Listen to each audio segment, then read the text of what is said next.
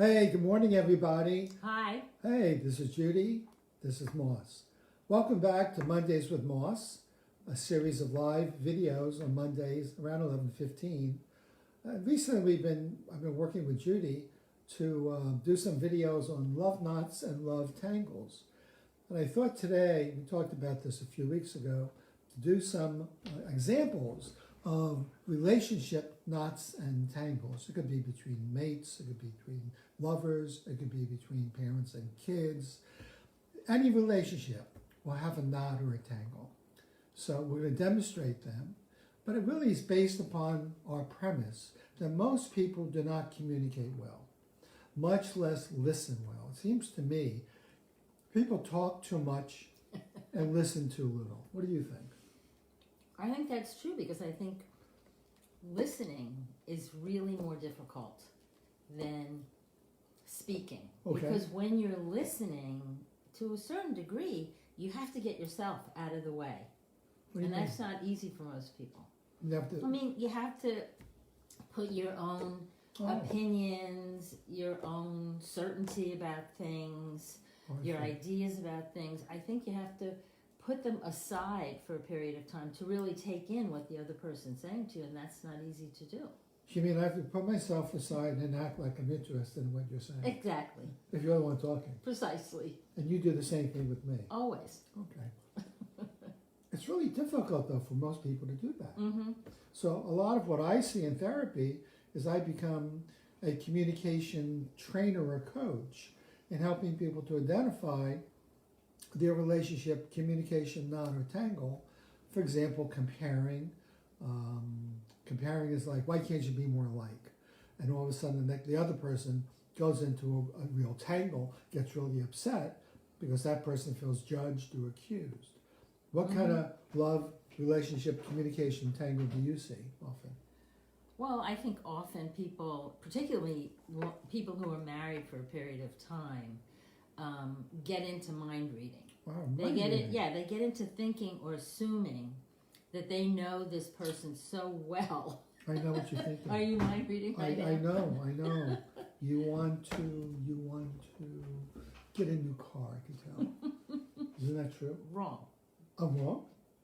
So the thing is, often we're really as convinced as we are that we already know because we've had interactions with this person before. I see. And in those interactions, maybe your husband or wife has taken a certain position or expressed a certain feeling.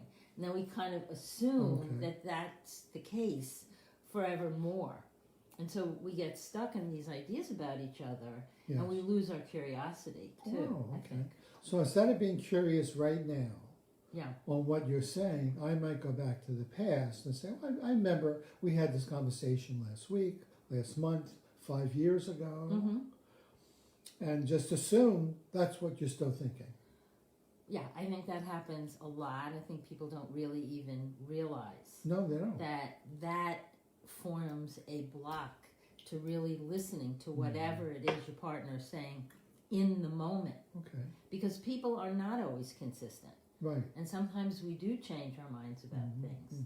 And if our partner is convinced that because we were this way last year, we're still this way this year, it's really hard to communicate effectively or get your message across.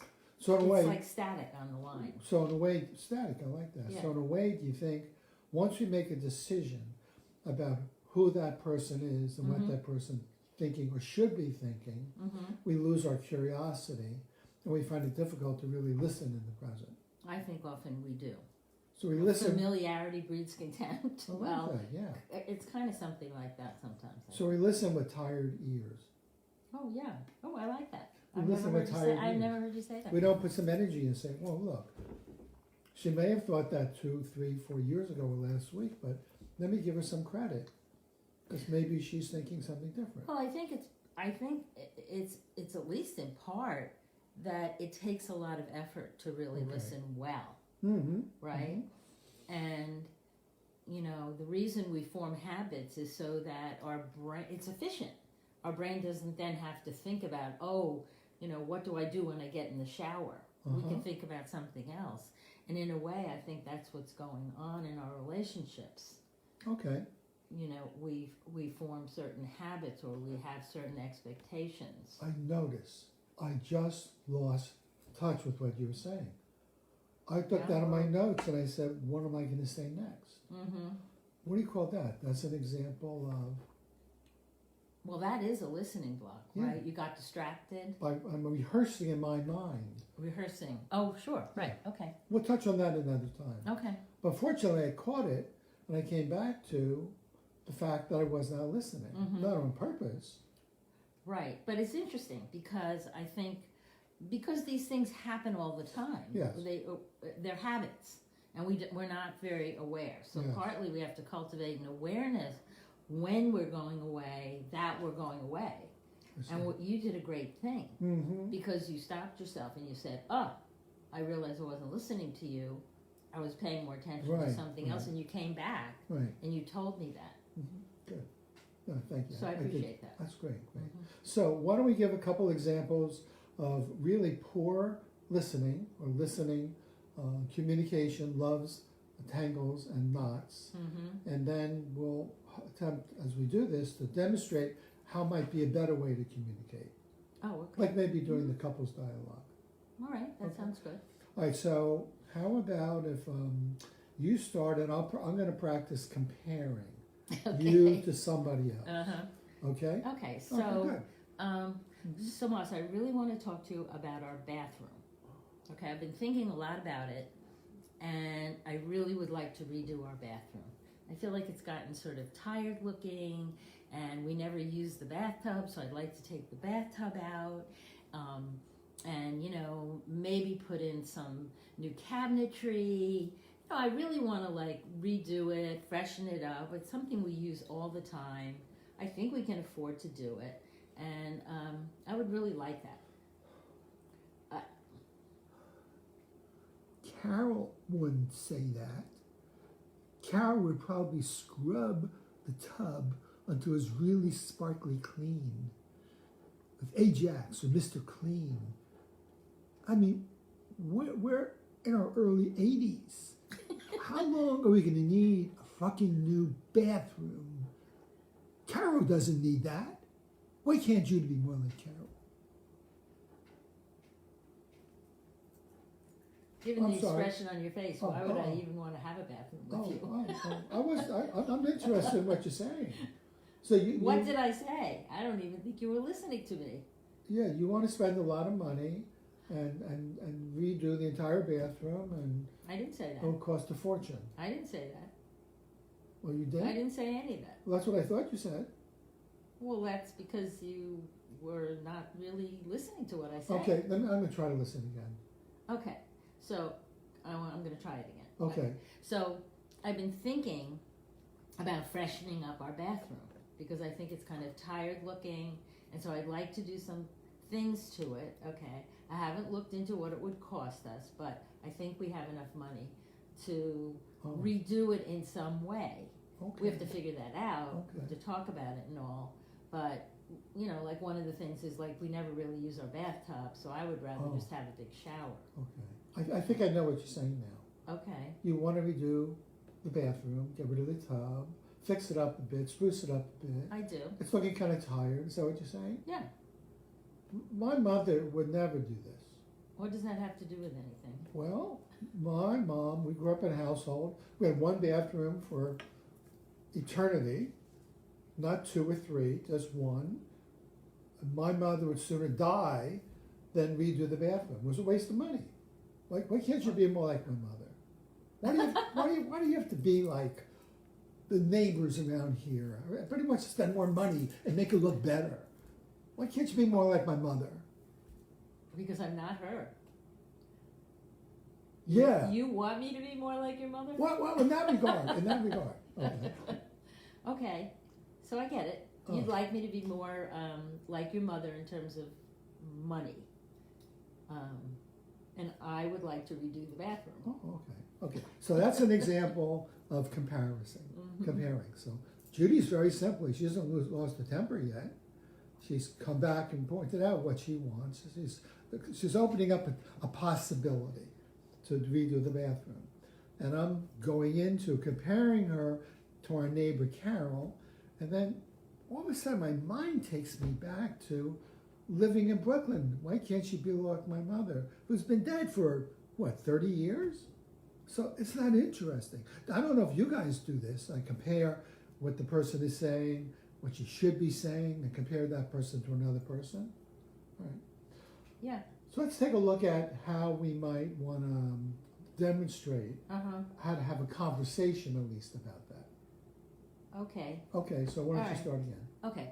So Moss, I've been thinking a lot about redoing or freshening up our bathroom, and I'd like to talk to you about that. Okay.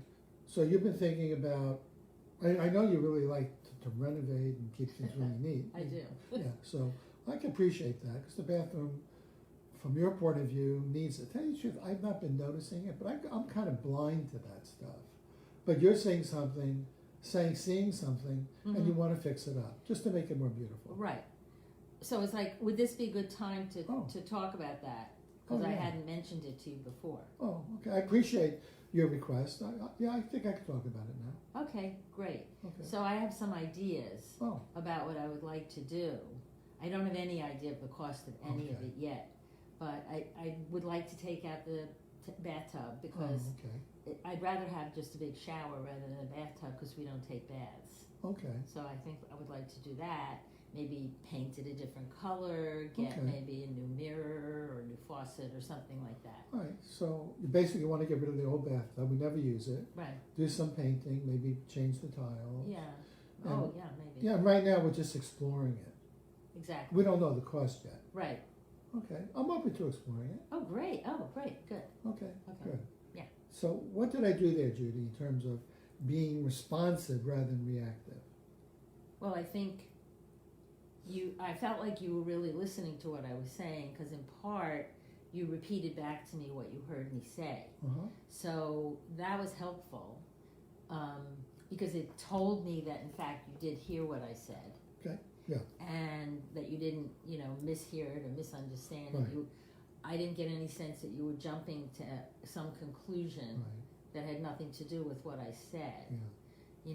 Whereas like the last time we did it, you sort of went off into, why wasn't I like your mom? Right. And in a sense, like, you concluded I wasn't like your mom. Right. Right? Which to me had nothing to do with anything having to do with what I wanted to talk to you about. No. So, so it was... So I really listened. You really listened so much better, It was interesting, because I heard the voice in my head say, compare her to somebody. I didn't quite know what was going inside of me, but I was feeling a little agitated, a little anxious, because I have a thing about spending too much money. Maybe that was it, but I chose not to go there or let that voice take me over, and really focus on you, listen to you, watch your face, and just appreciate you're bringing up something you want to explore, because it'll give us pleasure. Yeah, like it took effort. Right. I couldn't tell that it was taking effort, but I felt the results of the effort that you were making. That was good. Okay, good. So hopefully that gives you an example of one listening tangle, or communication block tangle, which is comparing your partner or somebody to another person. Okay. So let's do another one. Okay. All right. So I'm going to demonstrate something we call mind reading, which is sort of the tendency people have, especially when they're communicating with someone they think they know very well. Okay. Although it doesn't have to be, it could even be with a stranger. Mind reading is jumping to an assumption or a conclusion that the person who's talking to you is thinking a certain thing, is feeling a certain thing, is noticing something. In other words, you're trying to figure out the whole time, like, what's going on with this person. Rather than listening to what you're saying, I'm like trying to figure out what's happening for you, which I can't possibly know except by listening. Okay, so I'm going to tell you what I'm thinking, make a request, and you're going to demonstrate mind reading. Yeah, so I'll put on loudspeaker so you guys can hear me what's going on in my head. Yeah, that's what you're thinking. About Moss. Okay, Yeah. good. You ready? Okay. Okay, good. Okay. Hey, Judy, I got a great idea. God, I'm so excited. We're back from vacation. We've been eating a lot, sitting around on our butts, having a great time Wow, down he the seems beach. really happy to me. Yeah. And I've been thinking about why don't we get a trainer again and I get trained 3 days a week. The old trainer thing. I know you're going to really enjoy it, and I'll enjoy it because we're doing it together. He thinks I'm too fat. Oh, jeez. And this way we can go to the gym, work out, and then go and have a nice meal. And He's trying to make it sound really good because he doesn't want to tell me that he thinks I'm too fat, that I gained weight on the vacation, that I'm sluggish. Oh, God. He's really disgusted with me. And I know at one time you liked going to the gym, and why not? Let's start that whole thing again. Well, maybe we'll call up Dan. No, he likes going to the our gym. old trainer. He likes going to the gym. I think Dan would love to see us. What's up with him that he thinks I like going to the gym? And I don't like going to the gym. And then maybe after we get fit, we can go up to the Adirondacks and do some hiking. I don't think he really knows me at all. Or maybe even some cross-country biking. Oh my God. Have I made a terrible mistake with this person I married? That was good. I like that. You liked it? It was really good listening to your mind. Oh. So. My mind goes very strange places. Yeah. So all I'm doing is saying I want to go to the gym and work out. Right. Maybe because I feel fat. Or I feel unfit. That never occurred to me. But she said to her mind, I know what he's thinking. It's always all about I know me. what he's thinking. He thinks I'm too fat. Right. Yeah, right. So there was no connection here. Not really. I mean, I heard your words, but I wasn't really listening to you. Right. You know, I just went off into my own head, assuming. And here's the key. When you go off into your own head, you cannot do two things at one time. You can't hit two tennis balls at once. If you go into your own head and you're assuming, mind reading, you cannot really pay attention to what the person is really saying. Because Judy may be right on target. Maybe she's hitting the right tennis ball, but maybe she's playing the wrong tennis ball and even on the wrong court. So let's kind of have that conversation again and see if you can hit the right tennis ball based on what I'm saying, not what you're thinking. Okay. Okay. Right. Yeah. Good. So this is the remedy to mind reading. Okay. Hey Judy, I got a great idea. Oh, really? What's that? Well, you know, we've had a great vacation, great summer. It's really great sitting on our butts, sitting on the deck, having lobster, drinking a lot of wine, hanging out with our friends, Marty and Jay, Derek and Nancy, saw Bruce and Carol. It was just wonderful. I'm thinking about, now that we're back in the fall and the weather's getting a little cooler. It is. We'll go to Dan, our old trainer, and get training again 3 times a week, 2 times a week. So you've been thinking a lot about scheduling time with Dan the way we used to do? Yeah. To like, why do you want to do that? Well, first of all, I want to do it.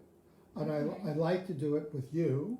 It's more fun doing it. Mm-hmm. And then we can go out for lunch, maybe do a little shopping, do what you want to do.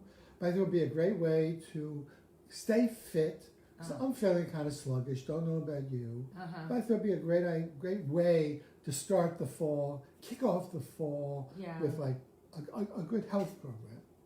So it sounds like you have a lot of energy around the idea of having a trainer one time again. Yeah, like, I've been a sloth for the last 3 months. So I'm moving from being a sloth to being a bunny rabbit. I want to run around. Okay. I've sort of been a sloth for the You last have been few too? months too. Okay. Yeah, but I like being a sloth. You so do? that's Oh, okay. So maybe you're not interested in doing it 3 times a week. I don't know. Like, let me think about it. Okay. Because I do think it's a good idea health-wise, right? And I like your idea that we could sort of plan a day or days around that. Or it's an opportunity to be together and doing something together. So I like that idea. Sometimes I might go a little extreme. I'll tell you the truth. 3 days a week is ridiculous. So if you could do 1 day a week, maybe I'll do 2 days, 1 week with you, day with you, 1 day by myself. Or go walking in Haverford College on the nature trail the second day. So anyway, I'm glad you're open to it. No, I am. Actually, I think we should sort of look at our calendars and see are there 2 days a week where we both have an open time to do that? Okay. And then if we do, or even one day, we could call Dan and see if he's free then. Okay. So I do like that idea. Oh, okay, so we'll explore it. Yeah. Okay. So what did we do? The first time we did it with the comparison block, and second with the mental rehearsing, we got into our own minds. We put on blinders and earmuffs, and we really couldn't see or hear what the other person was saying. We just jumped to a conclusion based upon my prior experience, Judy's prior experience, and we knew what the other person was thinking, saying, feeling, real intentions, or comparing to another person. So this stuff goes on in our minds. We often don't say it out loud. We want to demonstrate for you how if our minds could talk, what they would sound like. I like what you said, put it on broadcast, loudspeaker. Loudspeaker, yeah, right. And what do we do the second time around? I think what we did was actually listen to each other. We did. It was really quite easy. Yeah. Being conscious, and maybe that's key, to say, okay, Judy's speaking, or my child's speaking, or my partner's speaking, or my patient's speaking.